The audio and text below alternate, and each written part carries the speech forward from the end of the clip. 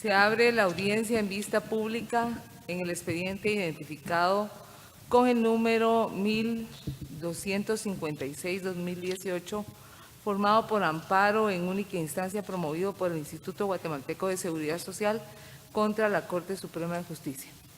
La Secretaria General Adjunta dará lectura al acto reclamado y a las peticiones de fondo formuladas por el postulante y efectuará las advertencias reglamentarias de la presente audiencia. Queda en el uso de la palabra, señora secretaria. Gracias, señora presidenta. El acto reclamado en el presente amparo lo constituye la resolución de 14 de febrero de 2018, por la que la Corte Suprema de Justicia rechazó liminarmente las diligencias de antejuicio promovidas por el Ministerio Público a través de la Fiscalía de Delitos Administrativos contra el abogado Carlos Ronaldo País Chulá en su calidad de magistrado presidente de la Sala Primera de la Corte de Apelaciones de Trabajo y Previsión Social.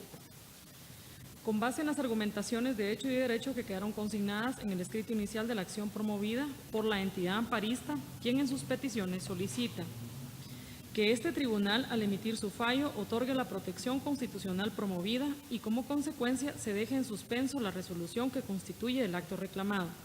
Se ordene a la autoridad cuestionada emitir un nuevo fallo, combinándola para que dentro del tercer día de estar firme la sentencia dictada por este tribunal, le dé cumplimiento a lo resuelto, ordenándole dar trámite al antejuicio promovido. De conformidad con lo que establece el artículo 67 del Acuerdo 1-2013 de esta Corte, quien haga uso de la palabra en la presente audiencia deberá dirigirse directamente al tribunal, expresar sus alegaciones en forma oral conforme al objeto de la vista pública previsto en el artículo 61 del referido acuerdo, no dar lectura a documentos, salvo que cuente para ello con la autorización previa de la presidenta de la Corte de Constitucionalidad. Deberá concretarse al asunto planteado, ser breve, conciso y preciso en su exposición. Para manifestar sus respectivas alegaciones, los intervenientes cuentan con un tiempo máximo de 15 minutos. Es todo, señora presidenta.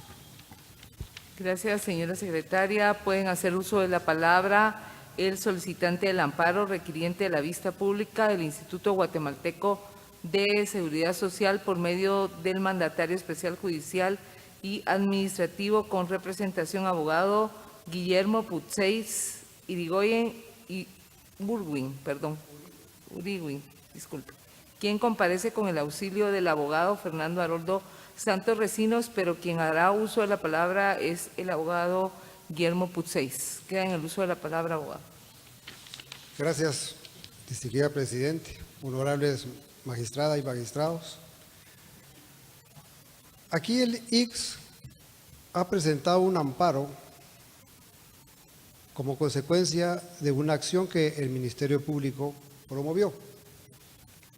Y lo que sucede es que hay una violación al debido proceso. El debido proceso que se entiende como ciertas reglas de funcionamiento. Y hago referencia, en el caso concreto, hemos recibido advertencias de la secretaria en el sentido de no leer ningún documento. Yo respeto, entiendo como parte del debido proceso que no se puede leer y espero que así se mantenga y que el tercero interesado cumpla con no dar lectura para ver si realmente está claro con el debido proceso. ¿Por qué se presenta el IX a hacer esta solicitud?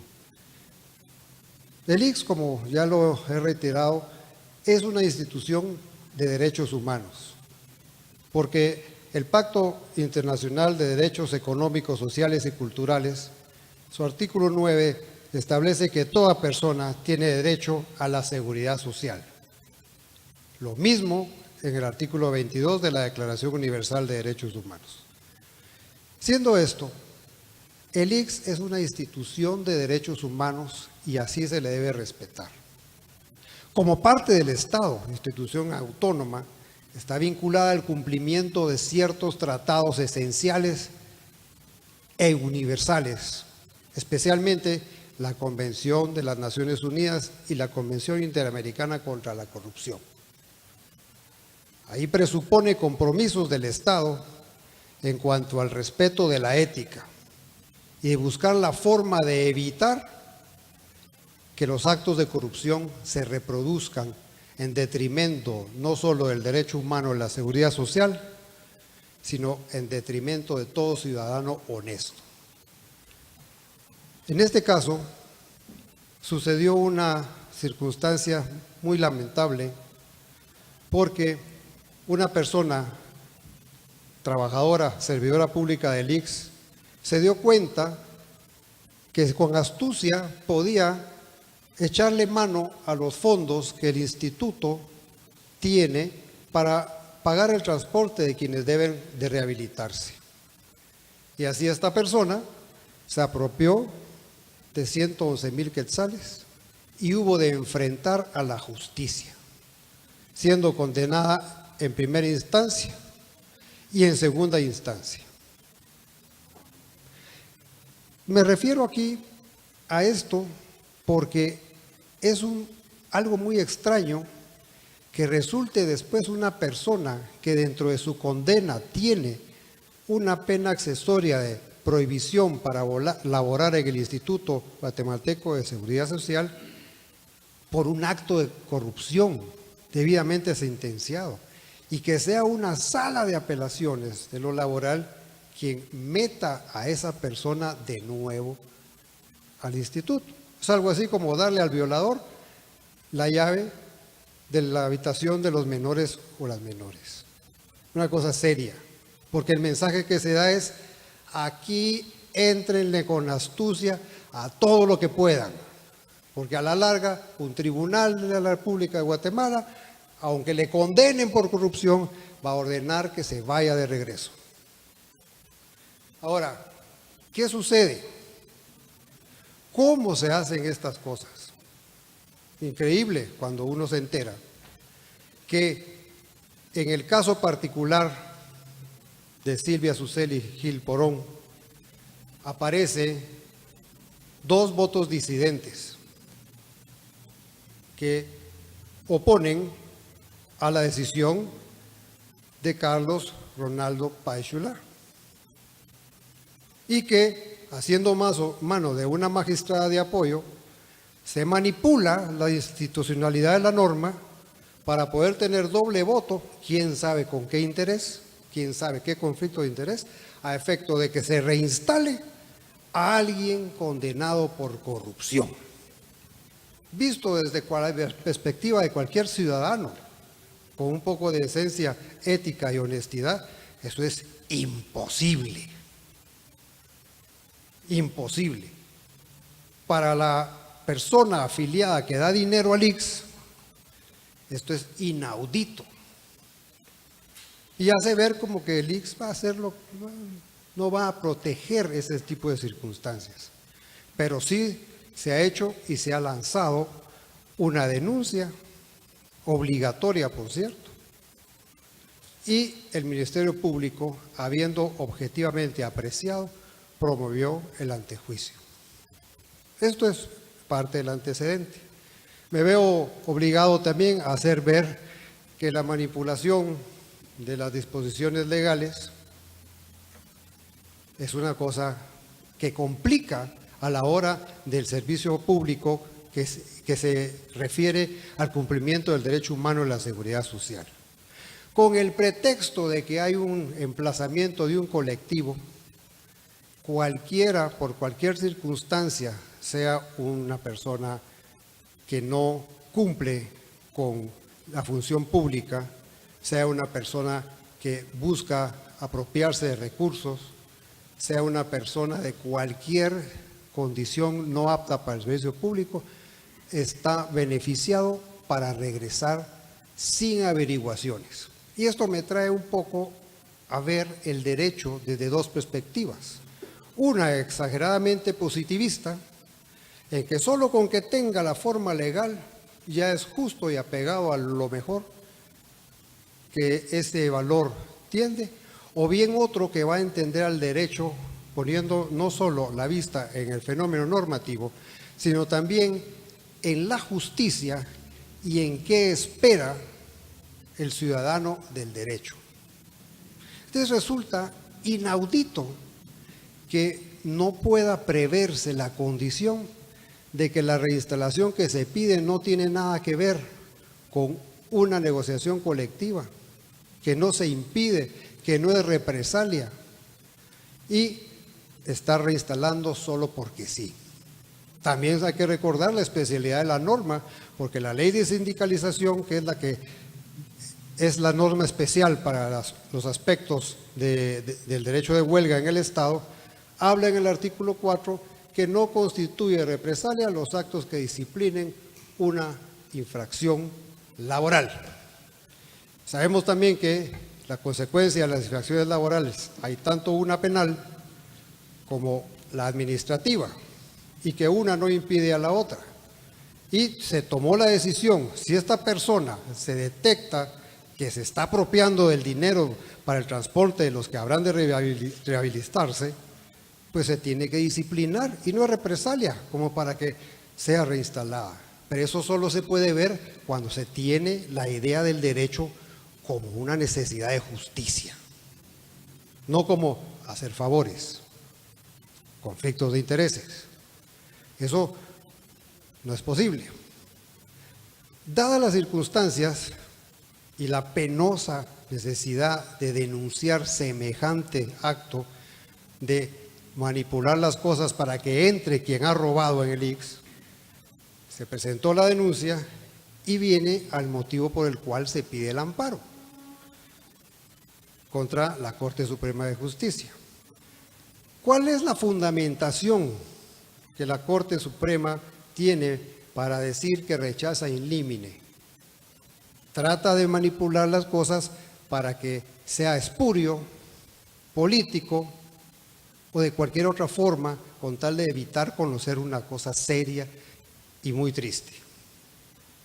Dice la Corte que es común que se integren los tribunales con magistrados suplentes. En este caso, la sala estaba debidamente integrada y hubo 3 decisiones tomadas por 3 profesionales. 2 de ellos dijeron no procede la reinstalación porque hay una condena penal que dice que no puede trabajarse en el ICS. La otra persona que decide, no importa que robe, que se vaya de regreso. Y para lograrlo, no acude a una magistrada suplente, de aquellos que son suplentes que han sido juramentados en el Congreso. Va a una magistrada de apoyo y hace, a pesar de que ya hay 2 votos que no, hace valer un voto doble, que por cierto basa en una norma reglamentaria, el 38 del Reglamento General de Tribunales, que opone a una norma superior que es la ley del organismo judicial. Pero ¿cuál es el propósito? Pues, visto desde cualquier perspectiva, el propósito es que se reinstale a quien ha sido condenado y por condena tiene prohibición para laborar en el ICS. La Corte Suprema de Justicia ha hecho una fundamentación equivocada. Se aleja de la verdad material al no haberse dado cuenta de la existencia de un tribunal integrado de 2 votos disidentes debidamente razonados y que se hizo actuar a una magistrada de apoyo, no suplente. Asimismo, existe violación al debido proceso cuando se pasa por alto las disposiciones legales en cuanto a la debida fundamentación y existen esos errores inexcusables porque dice haber observado toda la documentación, pero déjenme decirle que el Ministerio Público en este caso hizo un acopio adecuado de toda la documentación y argumentación para promover ese tipo de acciones. Lo consideró perfectamente fundado el Ministerio Público. Y no es como la sala se aparta de la verdad material, elude la aplicación de las normas aplicables al caso y decide rechazar in limine un antejuicio, y esta decisión es violatoria del debido proceso por esa deficiente fundamentación, por alejarse de la verdad material. y porque es evidente, sin esconderlo, dentro de una serie de confusos racionamientos, que si hay una persona que tiene una condena firme, que dice prohibición para trabajar en el ICS, es increíble que no se observe eso y se vuelva a meter a alguien sentenciado por un acto de corrupción de regreso al ICS. ¿Cómo lo toma el ICS con esa manera? Como una traición, como una obstaculización a las labores para cumplir el derecho humano que tanto ha costado. Ese tipo de decisiones cuesta dinero, resta confianza. Yo no sé, pero la gente se da cuenta, el ciudadano común y corriente. Dice, bueno, le han condenado y ahí va de regreso. ¿Por orden de quién? De una sala. ¿Y cómo lo hizo? Pues habían dos que no se ponían, pero este consiguió una magistrada de apoyo y lo logró. ¿Qué? Dar impunidad. Y qué triste ver que se lleve así un estandarte de la impunidad, actuar como un paladín de salida al crimen organizado. No, aquí tristemente hay unos actos serios para la ciudadanía normal guatemalteca. Abogado, le quedan únicamente 2 minutos para que concluya. En 2 minutos es suficiente para concluir los argumentos. Existe una clara violación al debido proceso por fundamentación inadecuada, por alejarse de la verdad material, y la solicitud, en este caso del instituto, es que tomando en cuenta la justicia y el deber ser del derecho, se otorgue el amparo solicitado para que sea la instancia correspondiente la que entre a averiguar si existe o no responsabilidad de algún tipo en contra de Carlos Ronaldo Páez Xulá. La petición es que se otorgue el amparo y se hagan las peticiones en el sentido que lo pide también el Ministerio Público. He dicho. Gracias, abogado. Continúa en el uso de la palabra el tercero interesado, Carlos Rolando Páez Xulá, en calidad de presidente de la Sala Primera de la Corte de Apelaciones de Trabajo y Previsión Social, quien actúa con el auxilio de los abogados Carlos Estuardo Páez Avilés y Carlos Enrique Aguirre Ramos, que en el uso de la palabra, abogado Páez Xulá. Muchas gracias, señora presidenta, miembros de la Corte de Constitucionalidad. Primeramente, quiero pedir autorización a este tribunal. No voy a leer ningún documento. La acusación es una acusación, una sindicación bastante seria hacia mi persona, por lo que me permití elaborar una guía. Una guía, aquí hay involucrados muchos órganos jurisdiccionales. Hay varias resoluciones emitidas por estos órganos jurisdiccionales, en la cual hay nombres de tribunales, hay fechas de sentencia, las cuales pues las traigo acá solo para auxiliarme en la exposición. También cito jurisprudencia sobre el caso concreto. Entonces, en ese sentido, voy a iniciar, como inició mi antecesor, con los antecedentes. Creo que con los antecedentes voy a dejar muy claro que el antejuicio promovido y la acción constitucional de amparo están sustentadas en razonamientos espurios y sólidos.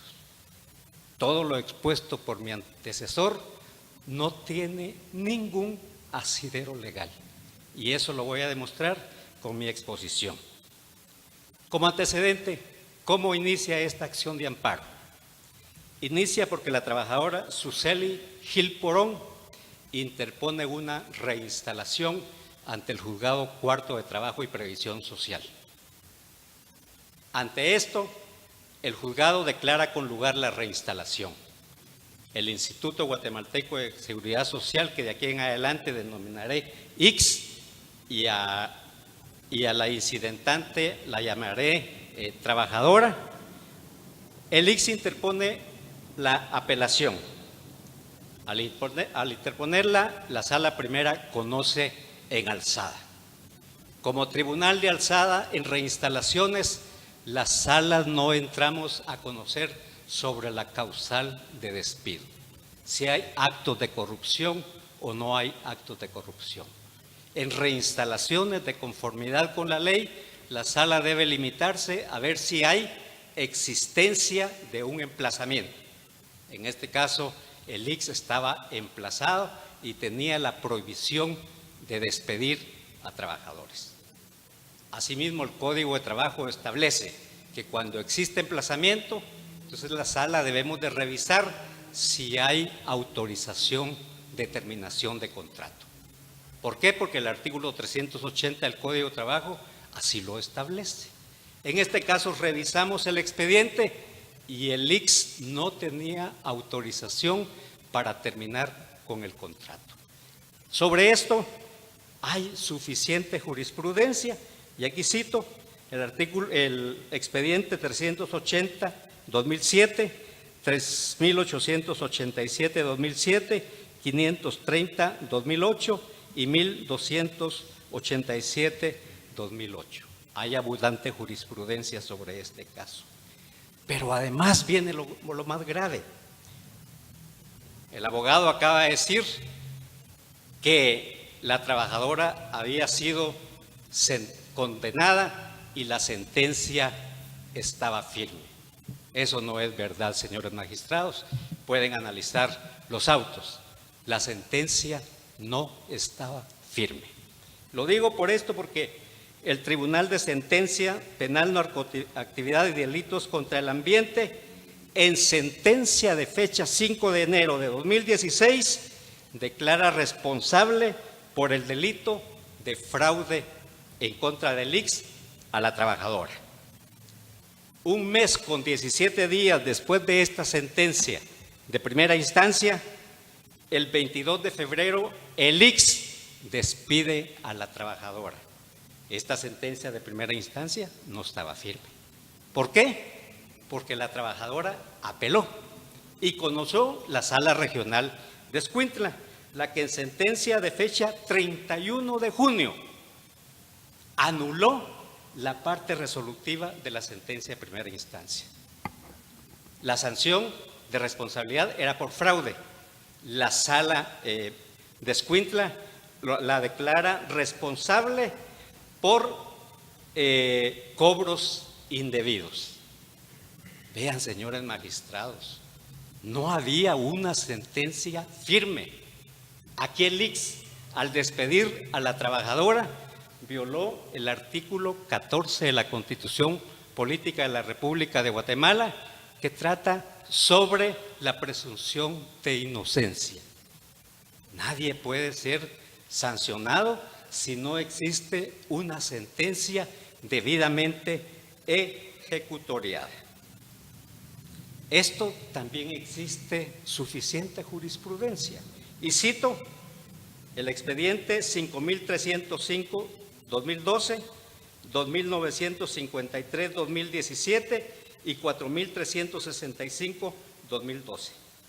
Colateralmente, el ICS interpone una acción de amparo en contra de la resolución donde nosotros confirmamos la reinstalación. ¿Qué está demostrando? ¿Qué está aceptando el ICS con esto?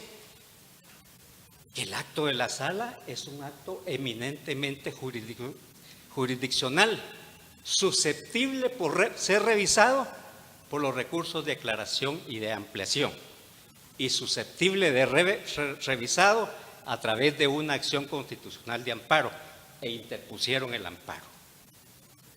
Interpusieron, y también lo ofrecí como prueba, está la acción de amparo 383-2017 a cargo del oficial sexto en la Corte Suprema de Justicia.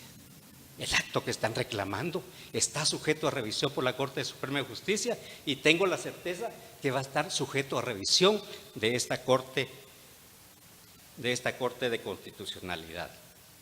Colateralmente también ponen la denuncia en el Ministerio del Público y el Ministerio Público promueve las diligencias de antejuicio en mi contra. Y vean lo que alega el Ministerio Público en mi contra. Dice que la integración de la sala se hizo con 4 magistrados, lo que decía el colega. Señores, la sala no la integro yo, La sala la integró la Corte Suprema de Justicia con 3 magistrados, el presidente, vocal primero y vocal segundo. Asimismo, por el volumen de trabajo, nombró una magistrada de apoyo. Entonces, el tribunal está integrado por 4 magistrados. Hay un sistema que se llama en la Corte Suprema de Justicia, en el ramo laboral, SGT, que es el encargado de distribuir los expedientes. Distribuir los expedientes uno a cada magistrado y así equitativamente. Cuando los expedientes corresponden a los magistrados titulares, conocemos solo los 3 magistrados titulares. Cuando el sistema le asigna el expediente a la magistrada de apoyo, esa resolución la firmamos los 4 magistrados. Me parece raro que el abogado diga que de dónde salen los 4 magistrados. Esto lo conoce el ICS. Años de venir funcionando la Corte Suprema de Justicia con los magistrados de apoyo, lo conoce la Corte Suprema de Justicia y lo conoce esta Corte de Constitucionalidad. Así, el ICS y el Ministerio Público quieren hacer creer que yo dicté esa resolución. Señores, esta resolución era de la magistrada de apoyo. Indican que yo utilicé, que me concerté con la magistrada de apoyo para utilizar un doble voto. El Reglamento General de Tribunales, en su artículo 38, establece que cuando hay tribunales con magistrados pares, como es en el presente caso, el magistrado tiene doble voto. Se aplicó el artículo 38 del Reglamento General de Tribunales. No se actuó de conformidad con la ley. Ni yo me inventé lo de los 4 magistrados. Y concluye diciendo que yo cometí prevaricato. Esto es lo más delicado, señores, hacer una sindicación de prevaricato. Es complicado para uno como juzgador. Y dice que cometí prevaricato, ¿por qué? Porque dicté una resolución ilegal. Ante esto, la Corte Suprema de Justicia declara y rechaza in limine el antejuicio. ¿Por qué? Porque concluye que yo actué de conformidad con las facultades que me otorga la Constitución, de resolver de conformidad con la Constitución y las leyes de la República. Y porque mis actos era un acto eminentemente jurisdiccional y que el antejuicio se promovió con aspectos de carácter espurio. Hasta ahí lo explico y sé que por el tiempo. Bueno, la acción constitucional de amparo, cuando la interpone el ICS, dice que no se puede optar a cargos públicos quien haya sido condenado por delito en sentencia firme. Repito, no existe sentencia firme. El ICS violó el artículo 14 de la Constitución, la presunción de inocencia. Dice que dicté una resolución contraria a la ley. No la dicté yo, la dictó el tribunal. Dice, ¿en base a qué se dictó esa sentencia? En base al artículo 203 de la Constitución Política de la República, que nos manda a los juzgadores a resolver de conformidad de Constitución y con la ley. Se utilizó el artículo 14 de la Constitución porque no se puede violar la presunción de inocencia. Se utilizó el artículo 380 del Código de Trabajo porque debe existir autorización para terminar la relación de trabajo. Utilicé el artículo 38 del Reglamento General de la Ley de Tribunales porque nos faculta a utilizar el doble voto del presidente y el artículo 83 de la Ley del Organismo Judicial que establece el doble voto que ejercitaron los 2 magistrados, vocal primero y vocal segundo. Todo esto que alego, ¿en qué lo sustento? Lo sustento en medios de prueba. ¿Cuáles son esos medios de prueba? La reinstalación de segunda instancia de fecha 11 de octubre de 2016, donde por existir emplazamiento, por no haber autorización de contrato, por haber despedido sin que hubiera una sentencia firme, nosotros confirmamos esa resolución. ¿La confirmamos en base a qué? Al artículo 372 del Código de Trabajo, que nos faculta a confirmar, revocar o modificar una sentencia o una resolución. En este caso, la confirmamos.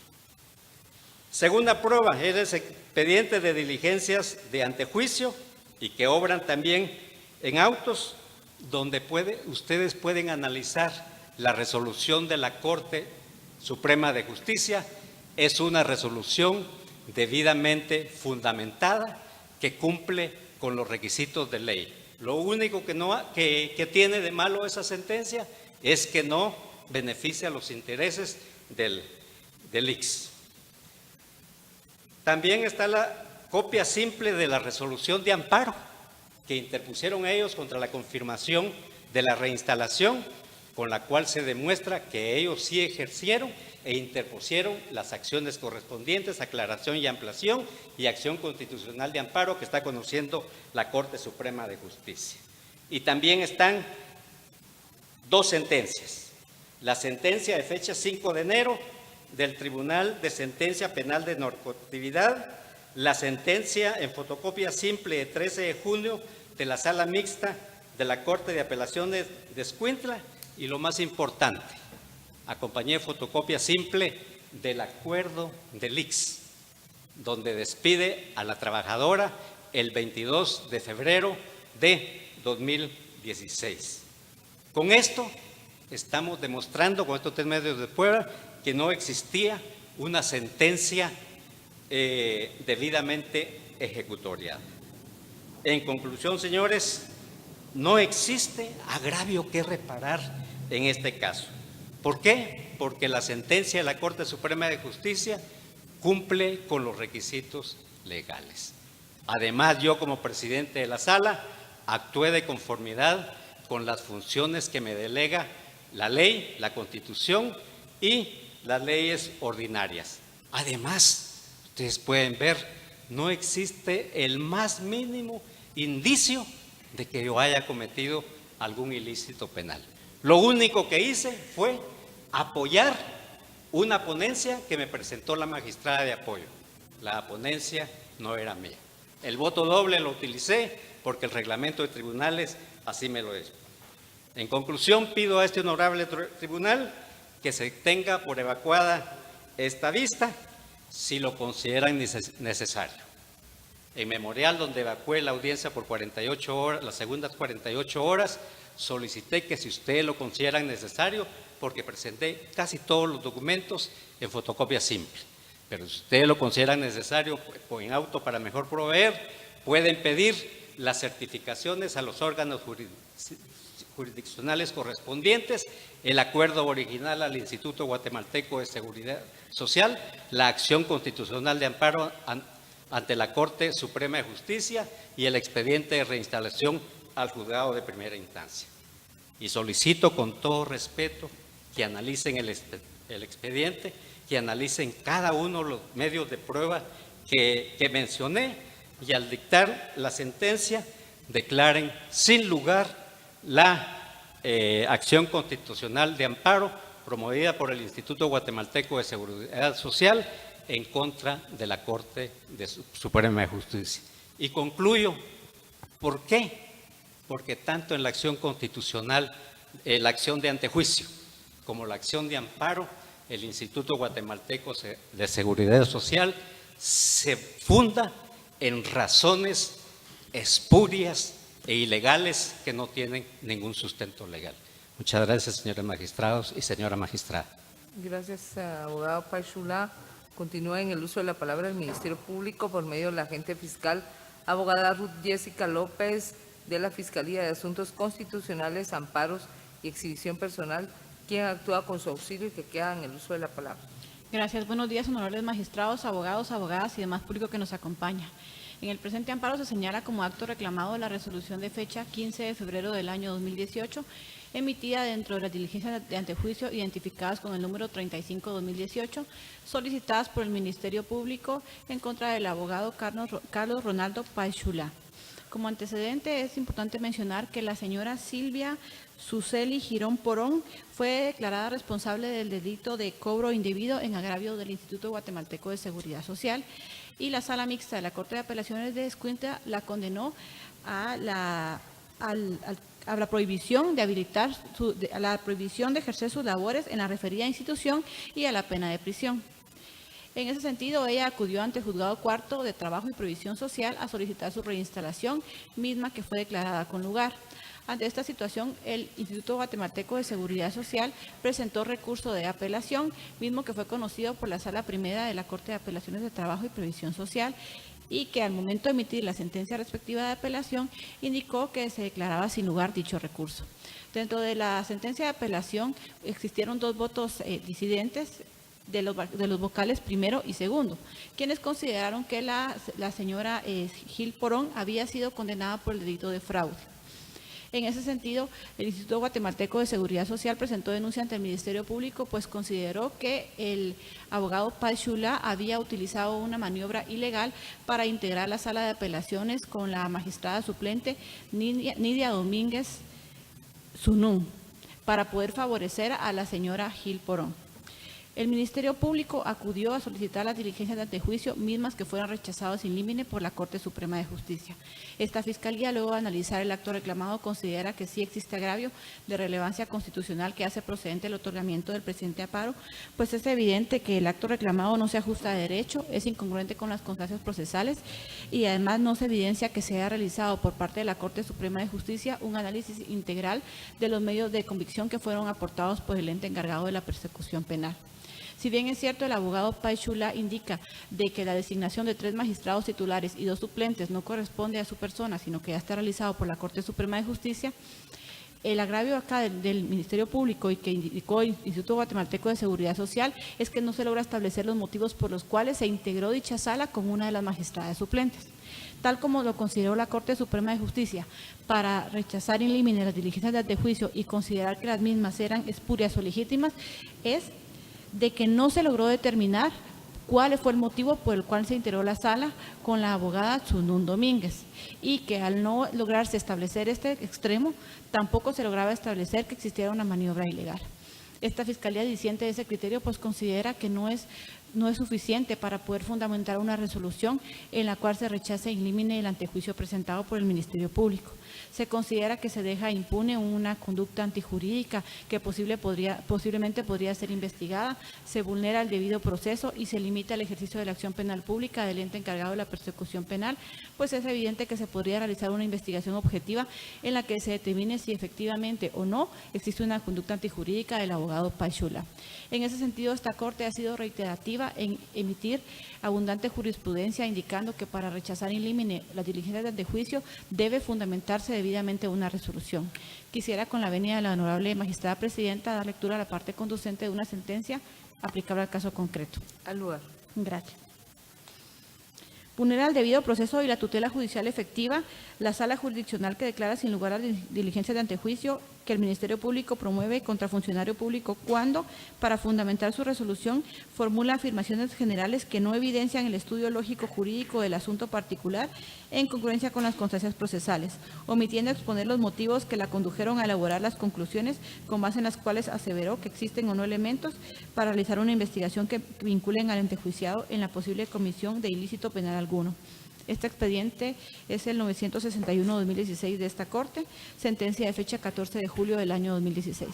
En ese sentido, esta Fiscalía solicita a la Honorable Corte que al momento de emitir la sentencia respectiva se otorgue el amparo solicitado con el objeto de reencauzar el procedimiento de antejuicio que se sigue en contra del abogado Paichulá para que se permita al ente investigador continuar con la investigación respectiva. Únicamente, muchas gracias. Muchas gracias. Se clausura la audiencia en vista pública.